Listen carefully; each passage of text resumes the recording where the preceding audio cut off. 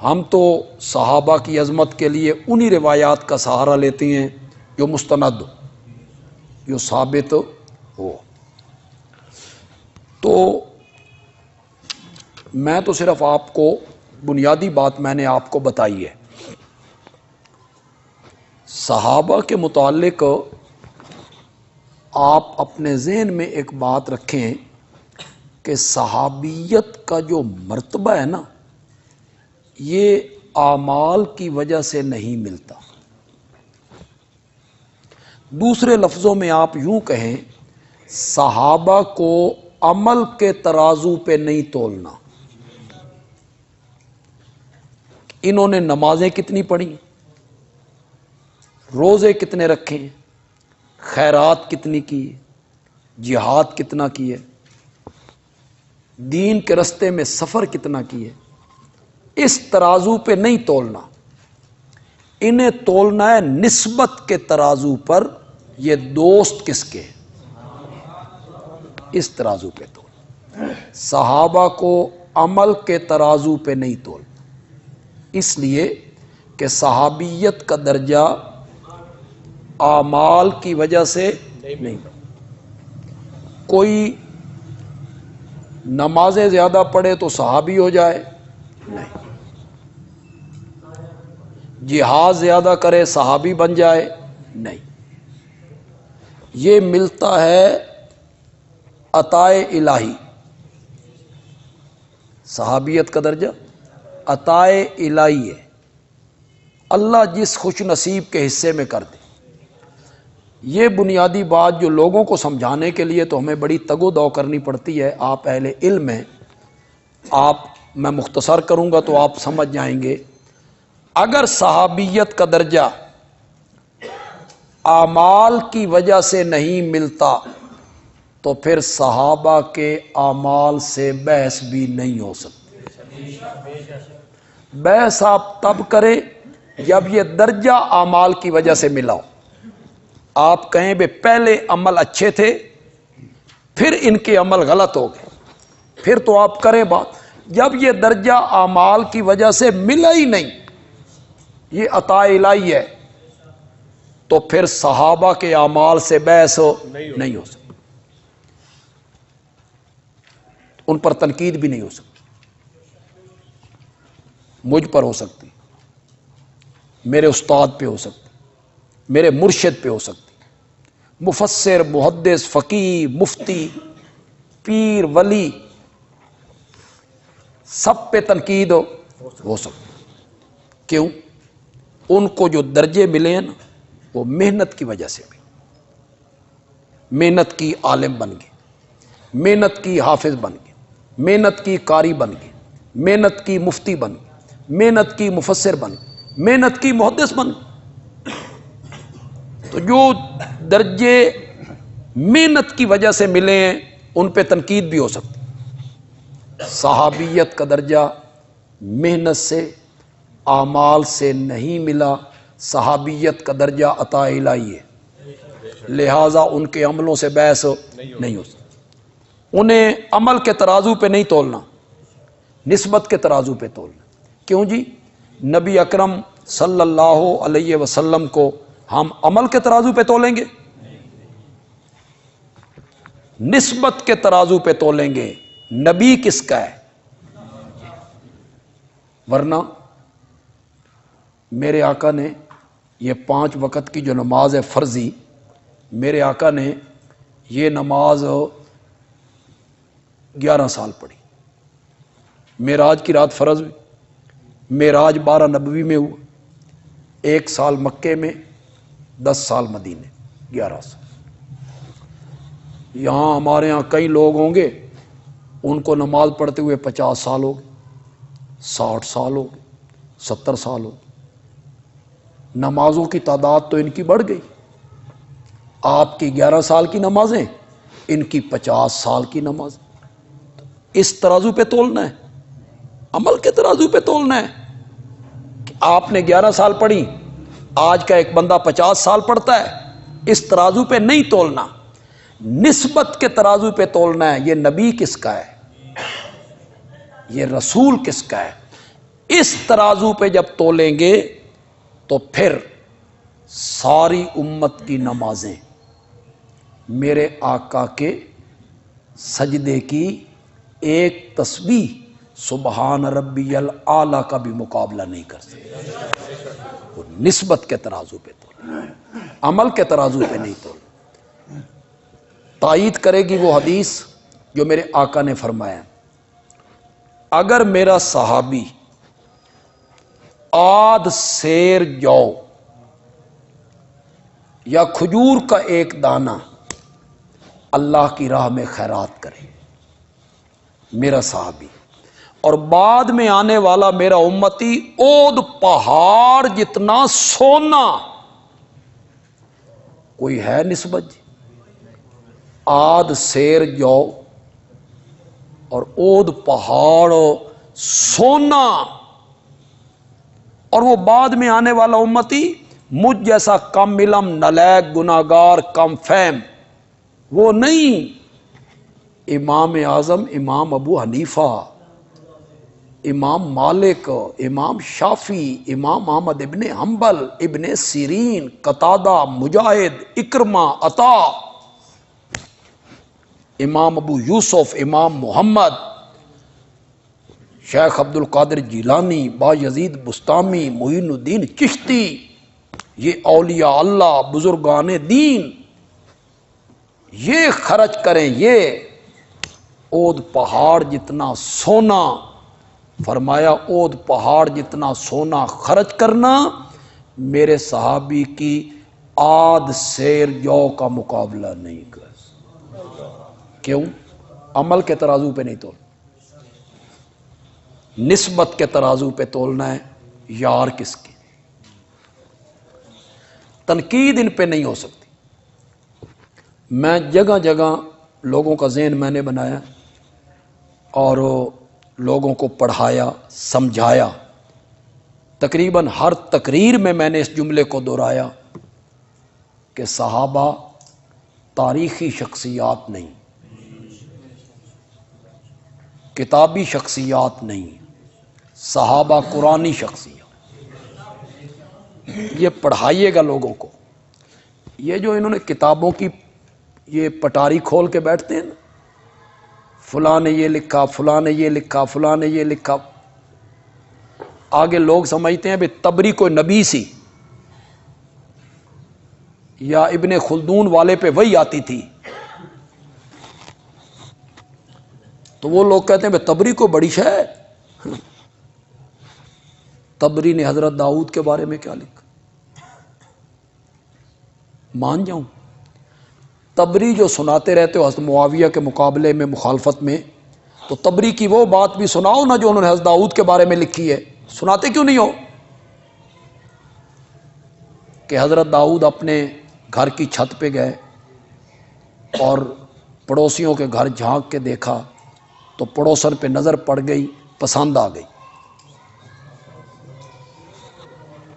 پوچھا یہ کون ہے، اس کا خاوند کہاں ہے؟ کہ جہاد پہ گیا ہوا ہے۔ اس کمانڈر کو کہا وہاں اسے مروا دے۔ طبری اٹھائے پھرتے ہو۔ طبری نے حضرت زینب اور میرے نبی کے بارے میں کیا لکھا سورۃ احزاب میں؟ تو میں سناؤں تمہارے پاؤں تلے سے زمین نکل جائے کہ میرے آقا حضرت زینب کے گھر گئے تھے، آگے میں کس طرح بیان کروں اس کو؟ طبری لکھتا ہے۔ حضرت یوسف اور زلیخا کے بارے میں کیا لکھتا ہے؟ تو جو طبری لکھ دے، جو تاریخ لکھ دے، ہم آنکھیں بند کریں، نبوت کی عصمت پہ ہاتھ صاف کر دیں۔ کیوں نہیں مانتے ہم طبری کی ایسی بات کو؟ نہیں مانتے ہم انبیاء کی عصمت کو مانتے ہیں، ان کی عزت کو مانتے ہیں، ان کی حرمت کو مانتے ہیں۔ اس تاریخ کو ہم نہیں مانتے جو معاویہ کی کردار کشی کرے، ہم نہیں مانتے۔ جڑا فتویٰ لانا جے لا لو۔ پاکستان کے جتنے مفکر ہیں اور جتنے شیخ الاسلام ہیں، جن کو حضرت نیلوی رحمت اللہ علیہ فرمایا کرتے تھے چھک کھل اسلام، یہ شیخ الاسلام کون ہے؟ چھک کھل اسلام۔ حضرت نیلوی صاحب رحمۃ اللہ علیہ نے ایک لغت کی کتاب لکھی تھی، ظریف اللغات المعروف بھی کھچ لغت، اس کا نام کیا تھا؟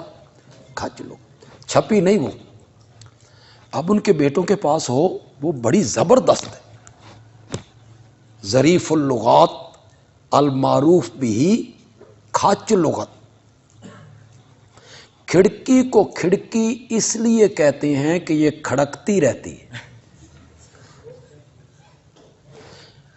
بلی کو بلی اس لیے کہتے ہیں کہ یہ چوہوں کے بل تاڑ کے رکھتی،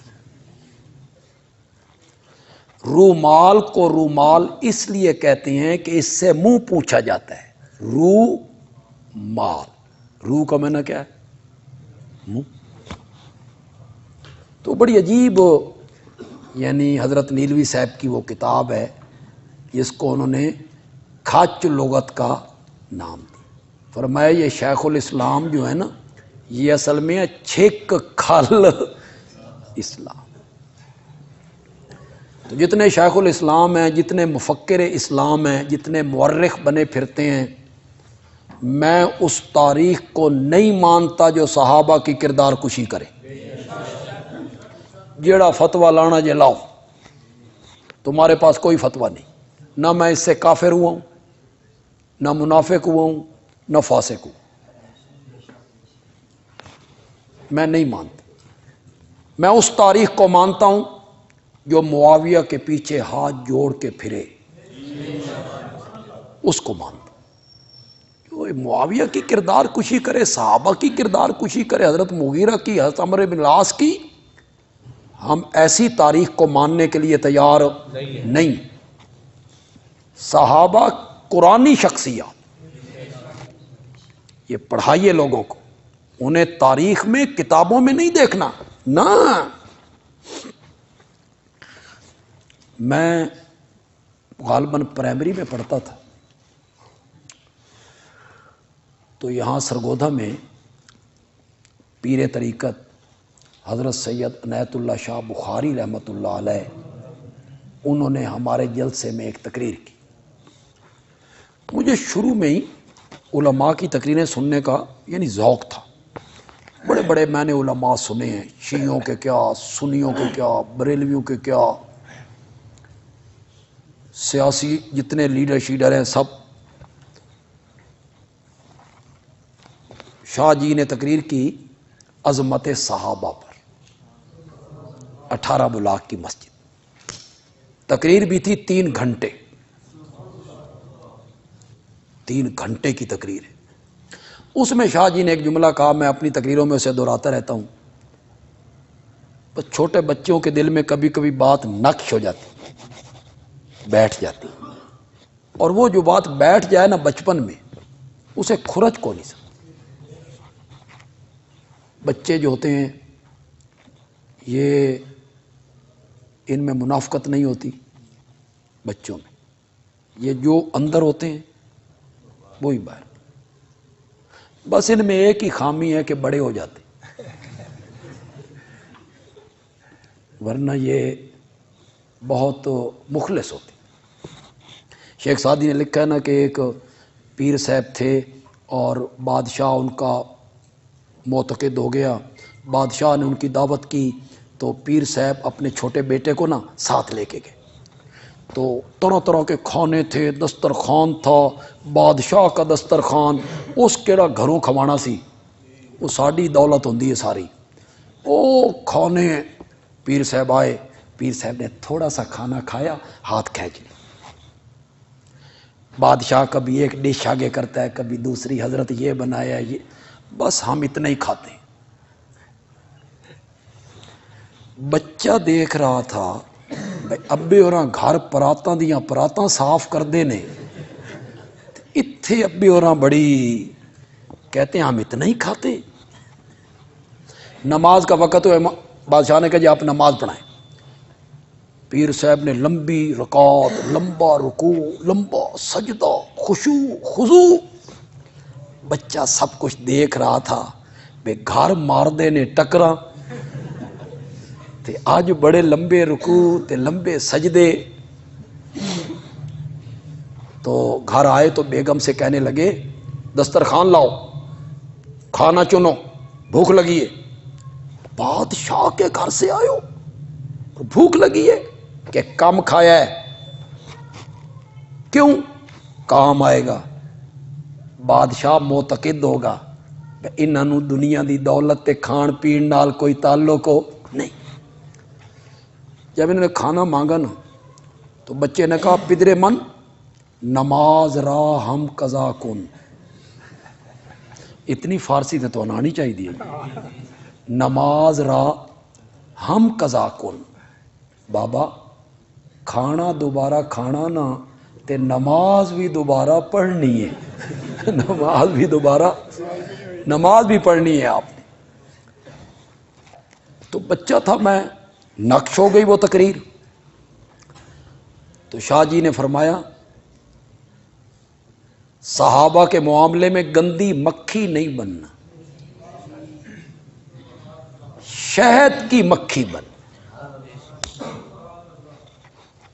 گندی مکھی بیٹھتی ہے گند پہ، نجاست پہ، غلاظت پہ. شہد کی مکھی بیٹھتی ہے پھولوں پر، پھلوں پر.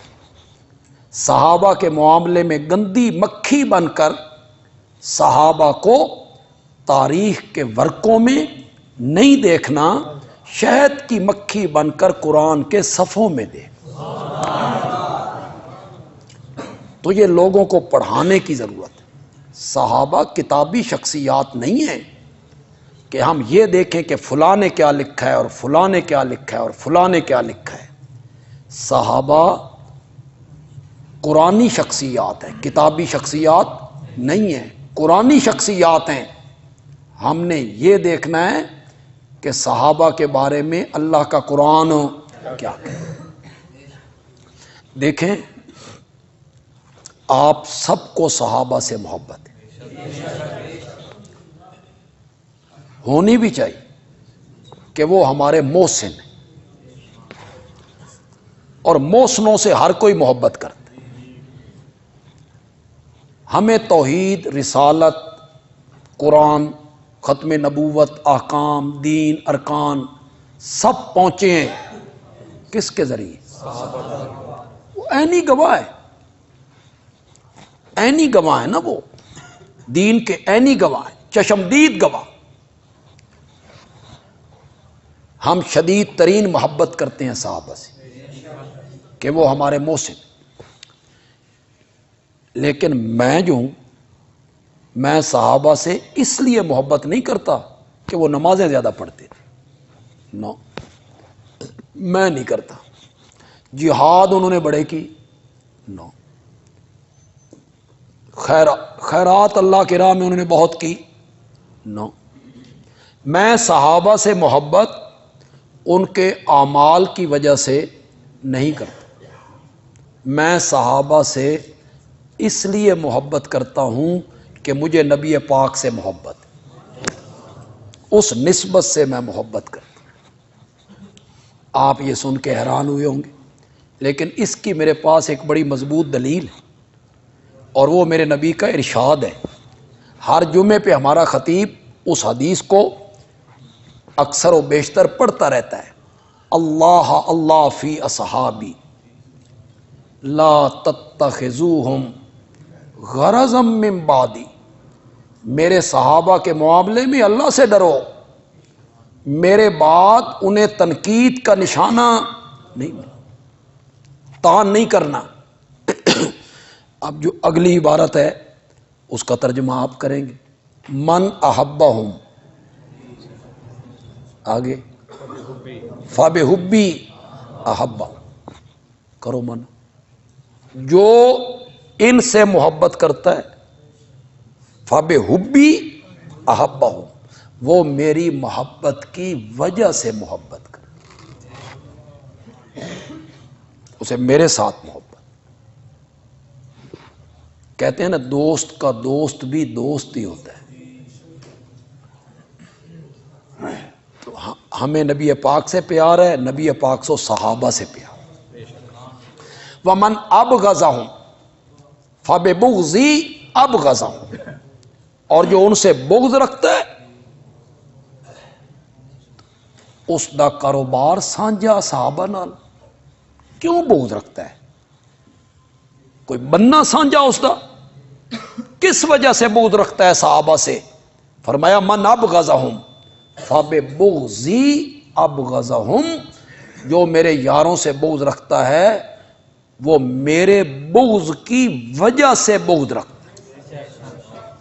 تو صحابہ سے جو ہم محبت کرتے ہیں اس نسبت سے کرتے ہیں کہ وہ ہمارے نبی پاک کے دوست ہیں، ہمیں چونکہ نبی پاک سے محبت ہے اس لیے ہم صحابہ سے کیا کرتے ہیں؟ محبت کرتے ہیں، ان کا ہم دفاع کرتے ہیں۔ صحابہ دین کے عینی گواہ ہیں، چشمدید گواہ ہیں، موقع کے گواہ ہیں، موقع کے گواہ ہیں۔ اللہ نے اس دین کو بھیجا وہ ایک تھا، جبریل لے کے آیا وہ بھی ایک تھا، جس نبی پہ اترا وہ بھی ایک تھا۔ ایک ایک کا معاملہ رہا تو وہ معصوم ٹھہرے، جبریل بھی معصوم اور یہ بھی معصوم۔ جب آگے 1,00,000 سے زائد صحابہ تک پہنچا تو معصومیت کی شرط تو اٹھا لی گئی، لیکن یہ رکھی گئی بات کہ وہ محفوظ تھے، وہ آمدن رب کی نافرمانیاں نہیں کرتے تھے، لیکن یہ بتایا گیا کہ وہ سب صادق ہیں، عادل ہیں، منصف ہیں۔ یہ شریعت نے ان کے لیے لازمی قرار دیا۔ کیوں؟ اگر یہ قرار نہ دیا جاتا تو ان کے ذریعے جو دین ہم تک پہنچ رہا تھا یہ مشکوک ہو جاتا۔ آپ عدالت میں جائیں، استغاثہ کریں، کسی بندے کے خلاف آپ استغاثہ کریں، دعویٰ کریں، جج آپ سے کہے گا گواہ لاؤ، آپ گواہ پیش کر دیتے ہیں، یہ میرا گواہ ہے، اس نے گواہی دی۔ مخالف فریق جو تھا اس کے وکیل نے گواہ پہ جرح کر دی، جھوٹا ہے، جرح ہو گئی، اور جرح ثابت ہو گئی، جرح ثابت ہو گئی، یعنی اس کا جھوٹا ہونا ثابت ہو گیا، کیا ہوگا؟ دعویٰ خارج، فائل لپیٹ کے وہ مدعی کے منہ پہ مار دے گا، تیرا گواہ جھوٹا ہے، تیرا گواہ جھوٹا ہے۔ اگر صحابہ میں سے کوئی ایک بھی جھوٹا ثابت ہو گیا اسلام کا کیس ختم ہو جائے گا، کچھ نہیں بچے گا، نہ حدیث، نہ قرآن، نہ نبوت، نہ رسالت، نہ ارکان، نہ احکام، کچھ بھی نہیں بچے گا۔ اس لیے ہر کلمہ پڑھنے والے پر لازم ہے کہ وہ صحابہ کی صداقتوں کے گردا گرد پہرے دار بنے، ہر بندہ پہرا دے، وہ سب سچے تھے، ان میں کوئی بھی جھوٹا نہیں تھا۔